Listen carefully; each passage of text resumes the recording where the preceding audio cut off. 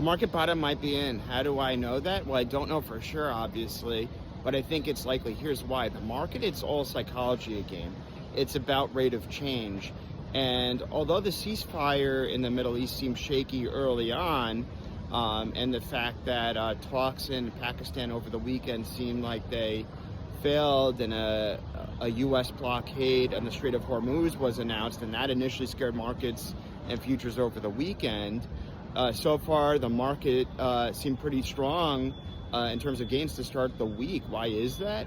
Well, the U.S. blockade, we don't know if it's because of that, but it's bringing, and there's reports that the U.S. and Iran are talking again in terms of the negotiations, and whether or not, and right now the reports are not if Iran will give up its nuclear weapons, but how long they will.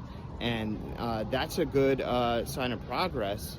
And it's a good rate of change. It shows that right now they're just debating specifics. So in my mind, talks could still fail, but the worst is over. All eyes are on the Middle East tensions and geopolitical tensions right now, as that'll be a big determinant on the market and the economy. However, we got some good news yesterday with PPI inflation, producer price index inflation, price wholesalers face, although high at 4%, came out lower than 4.6%, which economists expected.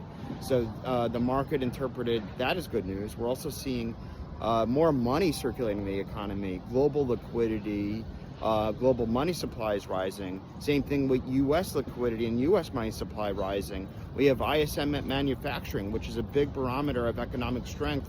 That's also rising. So we're having some good news. It makes me think that the market bottom might be in. I could be wrong, but we're seeing software starting to recover from its AI fear sell-off starting from last year, partially because the market might be pricing in the rate of change that although things are still shaky in geopolitical tensions, the worst might be over. On top of that, Anthropic released their very strong Mythos model, which they released to a few big critical technology companies and banks, and they're patching critical infrastructure. And I think counterintuitively, software will actually do well because of this. Why? Wouldn't you think Mythos would disrupt software companies? No, because software companies are going to invest more money to patch up critical vulnerabilities once they're allowed to really test out Mythos once it goes beyond the big banks and technology companies. But the technology companies that are using it will spend more money on their software to patch this. So I think that ultimately the market bottoms in.